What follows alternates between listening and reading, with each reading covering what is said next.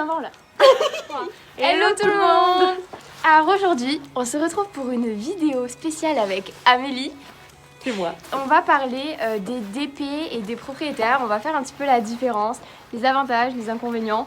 Et moi, vous savez, j'ai été demi-pensionnaire plusieurs fois dans une structure qui était spécialisée dans ça et dans un club. Et puis toi, tu as été demi-pensionnaire aussi, c'est ça? Ouais. Et tu es actuellement propriétaire de Canouk, que je vous mettrai à l'écran de suite. Que tu as monté. Et que j'ai monté également. Très bonne jument. Donc pour l'instant, on va commencer par les demi-pensionnaires, on va faire les avantages.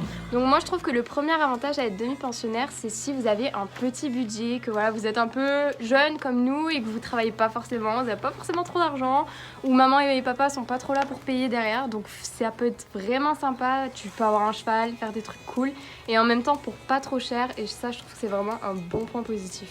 Ouais. Puis aussi, moi, l'autre avantage aussi, c'est que tu n'as pas tous les inconvénients d'un propriétaire, c'est-à-dire les frais vétérinaires, les frais dentistes, ostéo, les éventuels soucis et bobos qui peuvent arriver tous les jours. Ouais, non, mais c'est carrément ça, ouais. Et voilà, ouais. Surtout l'avantage financier, même si c'est plus cher que des cours à l'année normaux, quoi. Ouais, totalement.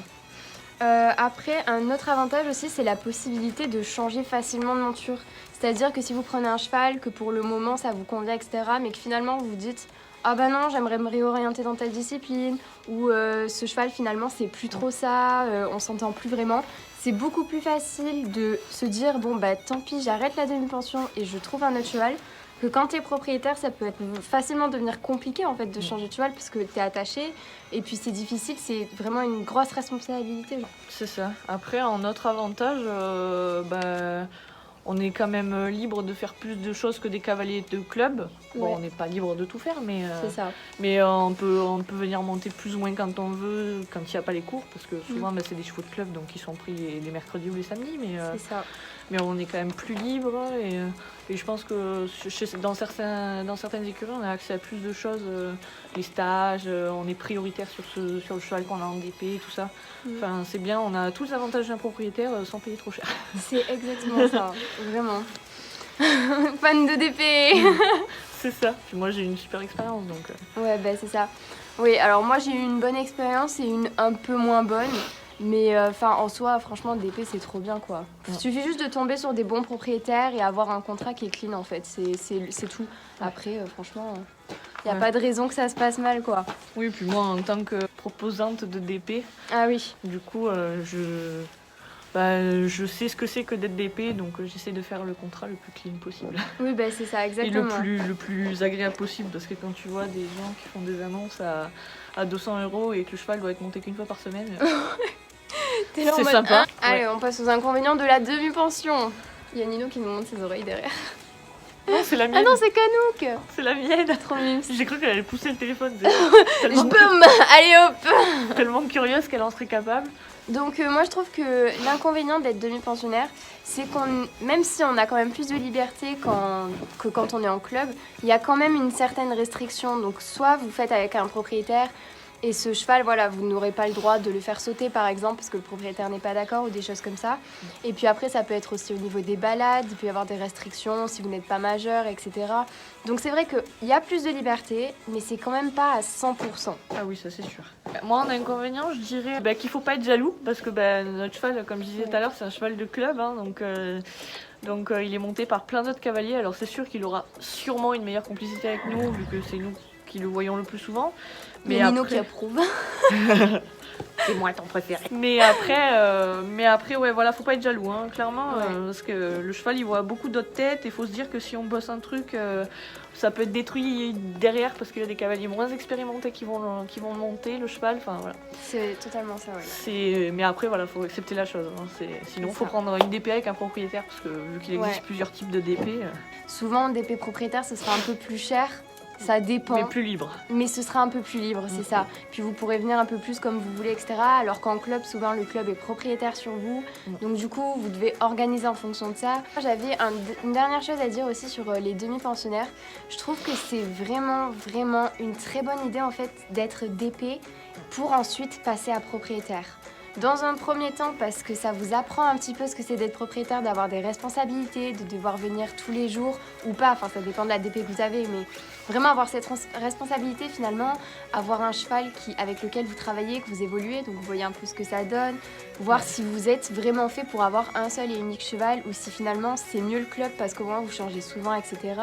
Enfin, moi je trouve que c'est vraiment une très bonne transition entre les deux en fait. Ouais. Ça permet de pas passer d'un où tu n'as aucune responsabilité à l'autre où tu as toutes les responsabilités, ça peut être effrayant des fois. Hein. Ouais, puis de toute façon, pour apprendre à monter à cheval, il faut monter beaucoup de chevaux. Ouais. Ça sert à rien, il faut pas se précipiter pour être propriétaire et être bien encadré surtout. Et pas faire de bêtises et être accompagné autant en cours que sur le choix du cheval. C'est ça. Parce qu'on peut se retrouver avec des surprises. Hein. Après, ce qui peut être cool aussi, c'est si vous prenez une DP et que possiblement, dans le futur, vous pouvez venir à l'acheter.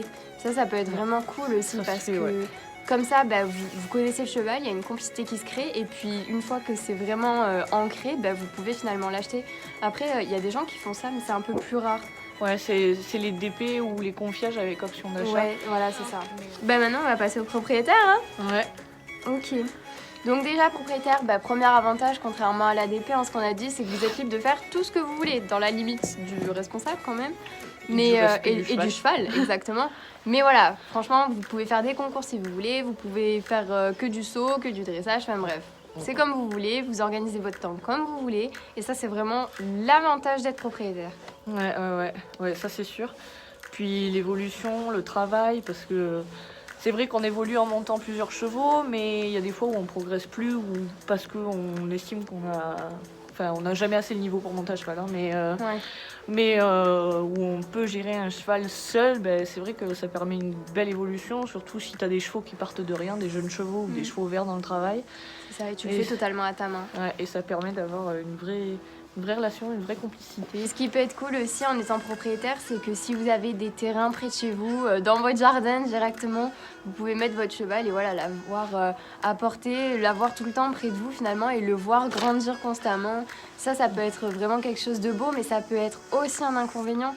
Parce que ça veut dire que du coup, il faudra tout le temps le nourrir, il faut lui amener l'eau tous les jours, il faut lui faire tous les soins. Et quand vous souhaitez partir en vacances notamment, ça peut être très compliqué parce que du coup, un cheval, il va pas se nourrir tout seul. Donc soit il faut payer quelqu'un pour le faire, soit vous ne partez pas en vacances en fait.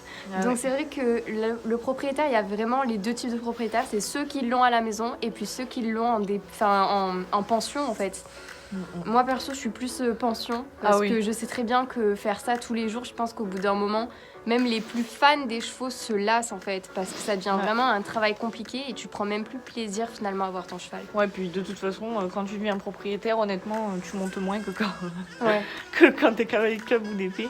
Et puis surtout à la maison, puis de toute façon il faut une certaine superficie parce que tu peux pas laisser ton cheval dans 30 cm. Tu vas pas le mettre dans 500 mètres carrés, ça ne passera pas. Voilà, donc un jardin c'est pas la bonne idée si vous voulez être propriétaire et que vous voulez le cheval chez vous. Ouais. Mais au minimum 1 hectare par cheval, hein, comme on dit. Et encore, normalement c'est 1 hectare en Normandie avec de l'herbe haute comme ça.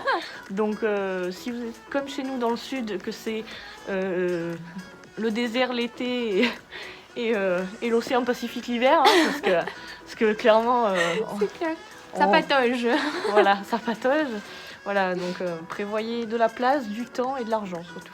Après, un autre avantage à être propriétaire, alors après ça c'est vraiment un cas particulier, mais vous pouvez faire de la valorisation, donc en fait acheter un jeune cheval, faire plein de concours avec, vraiment le valoriser au max et puis ensuite le revendre. En fait, ça devient vraiment un commerce finalement. Ah oui, là c'est du commerce. Mais commerce. il y a des gens qui font ça et après moi je trouve ça assez intéressant parce que vous changez régulièrement de monture. C'est vraiment un cas particulier, mais après bon voilà, faut quand même en parler je pense. Mais c'est vrai que voilà, pour ceux qui aiment bien faire plein de compètes, changer souvent de monture, etc., ça peut être un truc assez sympa finalement à faire. Puis il y a des formations pour ça, il y a les cavaliers jeunes chevaux, il y a des compétitions pour ça, les cycles classiques, les cycles libres, tout ça. Donc ça permet de se développer comme ça, Notre avantage, je trouve, à être propriétaire, c'est que finalement, voilà, on a dit que c'était quand même quelque chose qui prenait beaucoup de budget, Mais finalement, on peut un petit peu compenser, un petit peu arrondir les angles en le proposant en demi-pension comme tu fais. Ouais. Et je pense que c'est vraiment un bon moyen parce que c'est vrai que quand on est propriétaire, comme on a dit, c'est vraiment un travail de tous les jours. Et finalement, d'avoir une DP qui peut être là, qui peut gérer un petit peu, vous aider un petit peu dans cette gestion du temps et dans le budget également parce que vous pouvez partager les frais à deux, etc. Je trouve que c'est vraiment un point positif. Ouais, ça c'est sûr, ça aide bien financièrement déjà. Bon, j'ai de la chance, moi c'est la famille qui me paye mon cheval, mais voilà, les sous seront pour les soins de la jument. Enfin, c'est toujours réinvesti de toute façon, les sous d'une DP1, on se les prend pas pour nous pour les dépenser dans des jolis tapis. C'est ça. Voilà. Par exemple, une séance d'ostéo là qui vient d'être faite, 90 € en moins. Exactement, ça fait partie des points négatifs. C'est vraiment qu'il y a tout à ta charge en fait, tous les frais véto, ostéo. Si tu dois faire des trucs un peu particuliers parce que tu veux que ton cheval il soit plus avec toi et tout ça. Non, ça peut coûter vraiment très cher. Ouais. Ah oui, il faut être masochiste, masochiste du porte-monnaie pour avoir un cheval, clairement. Moi, mon premier, je dirais vraiment le plus gros inconvénient entre le propriétaire et le cheval, ça va être les désillusions, les remises en question, les déceptions, parce que dans une évolution, c'est pas toujours tout rose. Et on se dit que c'est pas comme quand on est cavalier de club ou d'épée et qu'on peut changer de cheval comme ça parce que ça s'est mal passé avec le cheval la semaine dernière. Là, dans tous les cas, c'est ton cheval que tu auras sous la selle toutes les semaines et c'est à toi on passe par des phases. Il y a des phases bien, il y a des phases moins bien. Et voilà, être propriétaire, de toute façon, c'est de la remise en question sur son bien-être. Moi, clairement, j'ai changé du tout au tout en passant de cavalière de club à propriétaire. J'ai changé toute ma façon de voir les choses pour offrir le meilleur à ma jument et je pense qu'elle est heureuse. Elle est en train de manger. Elle a l'air, hein. Ah non, elle est au soleil là-bas. Elle fait bronzette. Elle fait bronzette. Non, mais voilà, c'est vraiment... on me donnerait 2 millions ou des sous à l'infini, jamais je les changerais pour rien au monde. Mais c'est vrai que ça peut être des désillusions, des remises en question. Bon, il faut s'en faire aussi quand on est cavalier de club ou d'épée. C'est comme ça qu'on évolue. Ouais. C'est pas quand on ment. En tombant, oui, mais pas que. En tombant, mais pas que. Mais pas que. Mais après, oui, surtout, il faut se remettre en question, se poser les bonnes questions pour son cheval. C'est quand même une grosse charge mentale.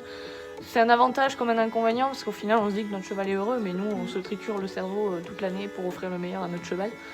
Et c'est ce qui fait des gens des bons propriétaires quand ils se remettent en question et qu'ils font le meilleur pour leur cheval, je pense. C'est ça. Je suis totalement d'accord avec ce que tu viens de dire.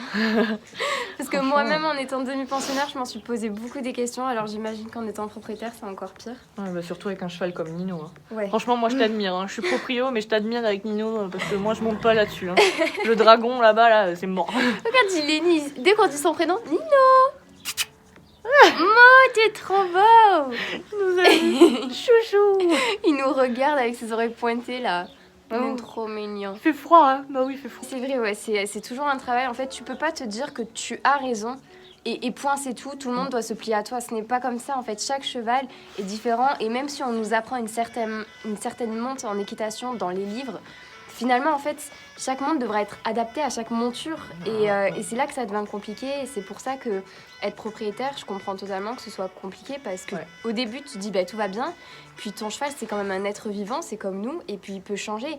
Il peut être pas bien finalement. Et puis du coup, son caractère sera différent. Donc la monte sera différente, etc. Donc c'est vrai, c'est tout un travail d'adaptation, de remise en question. Moi, avec Nino, je le vois beaucoup. Et c'est vrai qu'en tant que propriétaire, tout au long de sa vie, ton cheval, il évoluera et changera, tout comme nous d'ailleurs. Ah oui, puis il faut le prendre avec son passé. Parce que si tu prends pas un cheval au sevrage... t'as un passé. La mienne, quand je l'ai eue, elle avait 13 ans. Elle était montée en pélame avec un stick et des éperons. Et maintenant, on travaille en équitation basée sur la science éthologique, donc équine.